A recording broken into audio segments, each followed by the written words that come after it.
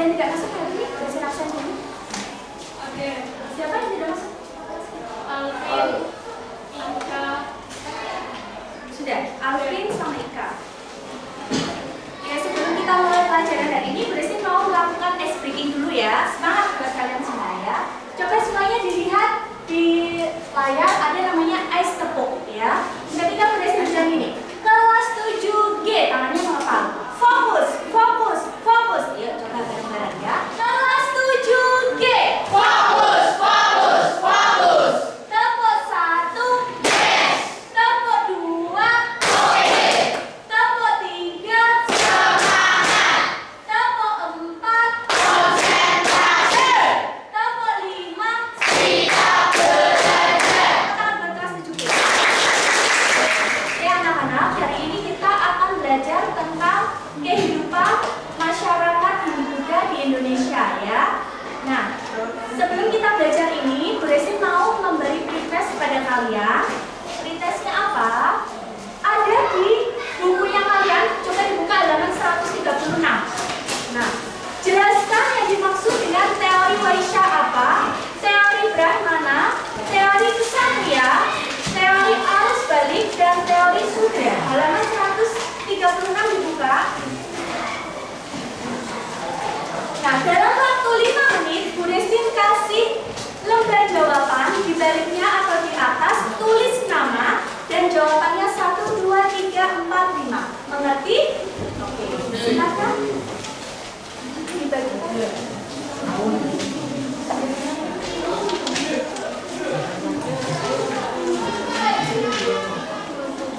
Silakan dikerjakan 5 menit dari sekarang.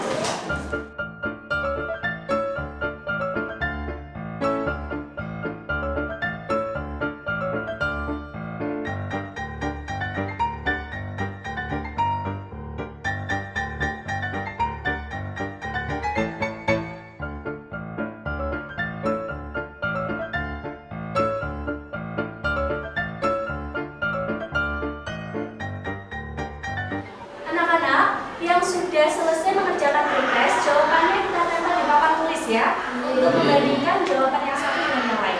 Oke, bisa dimengerti? Bisa.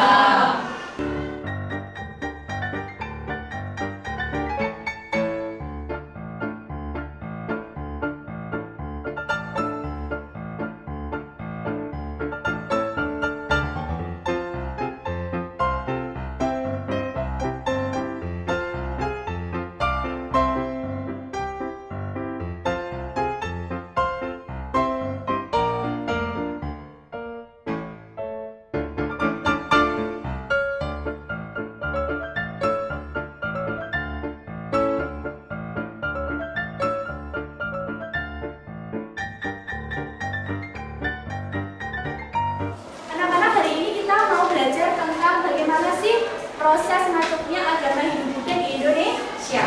Nah, tujuan belajar hari ini adalah kita bisa memahami dan kalian semua bisa menjelaskan bagaimana sih proses masuknya agama Hindu Buddha di Indonesia ya. Coba perhatikan video ini ya.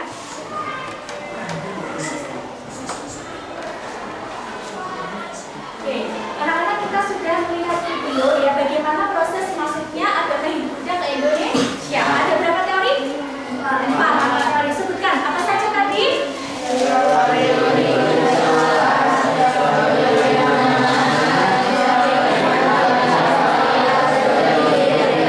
buat kalian, luar biasa.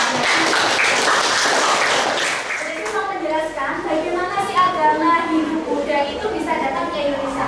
Melalui jalur darat apa jalur laut? Laut. Ya. Kalau anginnya tidak bagus, apakah tetap akan berlayar? Iya.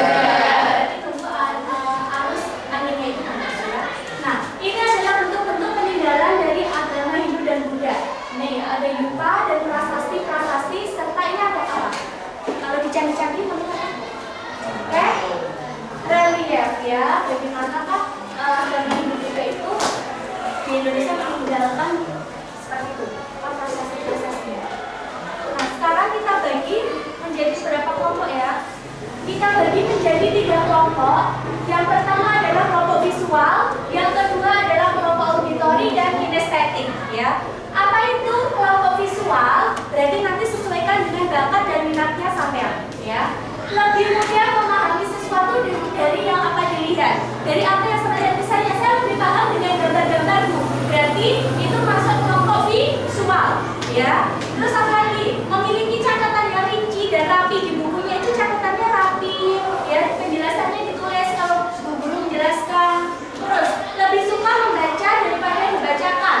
Cenderung duduk di depan, tidak mudah terganggu dengan keramaian dan mengingat dengan visual dan gambar-gambar. Itu adalah kelompok visual. Oh, itu saya Bu. Cara belajar saya itu seperti itu. Berarti nanti tulis namanya di visual, ya. Yang kedua, auditori. Biasanya merupakan pembicara yang fasih. Senangannya itu bicara aja, bercerita saja, ya. Oh, itu teman saya Bu, satu bangku. Nah, apa? Tulis saja namanya. Suka belajar sambil mendengarkan musik. Kalau ada musiknya itu cepat sekali nyantolin, ya. Menggerakkan bibir dan mengucapkan tulisan saat membaca. Misalnya di sini. Misalnya ini, lupa ditulis, bicaranya itu ikutin lupa seperti itu, ya. Itu adalah kelompok-kelompok auditori.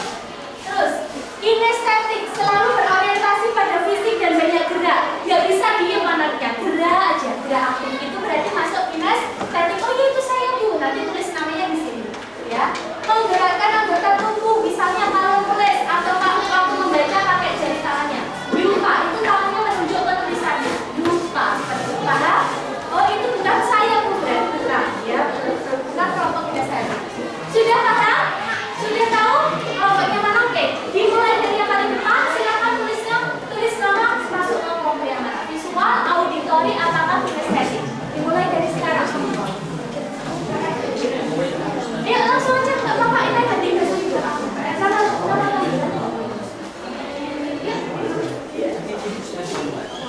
Oke, anak-anak ini sudah semuanya ya. Tulis bacakan kelompok visual. Berarti nanti satu kelompok dengan namanya itu, ya. Ratri, Fitri, dan Zaira, ya. Itu berarti satu kelompok. Terus, yang auditori, karena kelas ini banyak sekali kelompok auditori, berarti kita bagi menjadi 4 kelompok. Wow.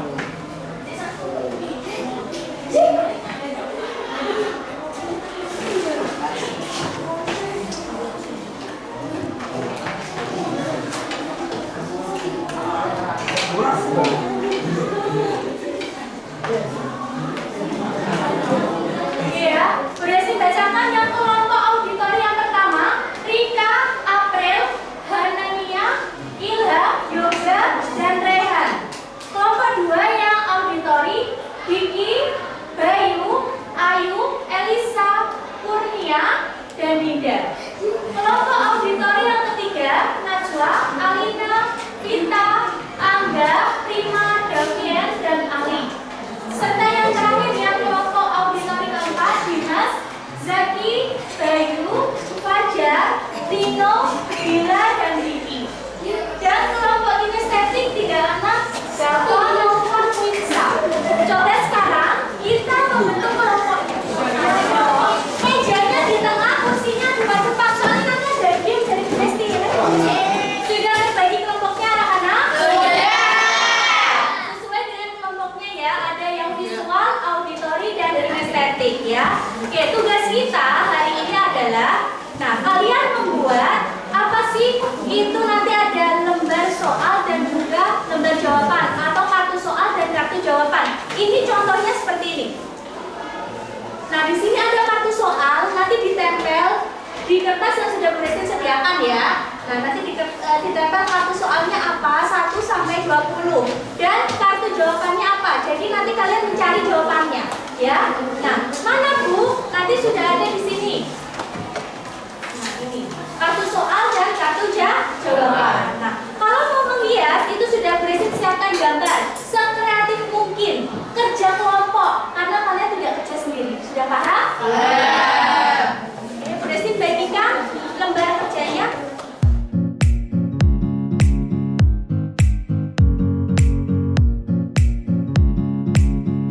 Sudah bisa dimulai? Dimulai dari sekarang, waktunya 10 menit ya.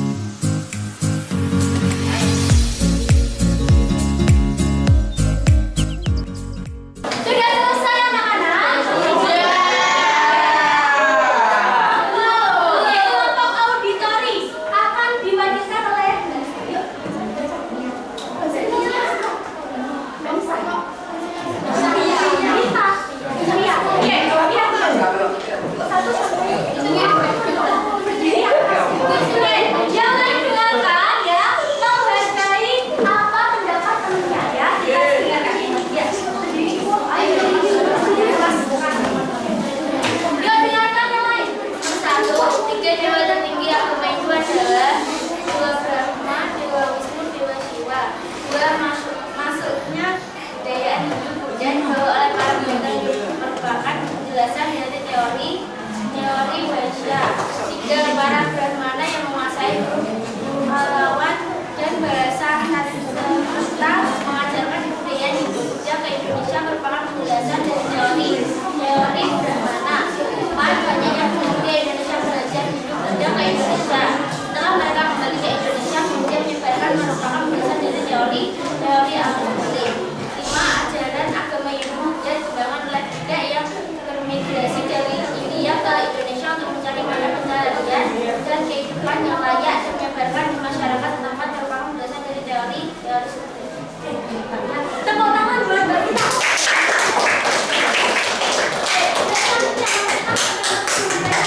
Keras ya, biar teman-temannya dengar ya. Nomor 6. Teori Waisya dikemukakan oleh Nancy Brown.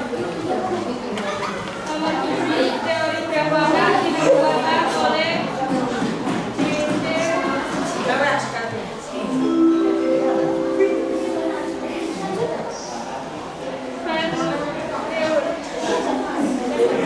Teori Kesatria dikemukakan oleh Cesar Montgomery dan J.L. Moyes. Teori arus garis dikemukakan oleh Enrica Bos. Teori sumber dikemukakan oleh Van Calvert. Raja memiliki kekuasaan yang sangat besar. Raja tidak dipilih, tetapi turut menurun. Raja dianggap keturunan dewa dan puncak dari segala hal dalam budaya merupakan ahli yang di bidang pemerintahan. Oke, beri tepuk tangan Mbak Rita.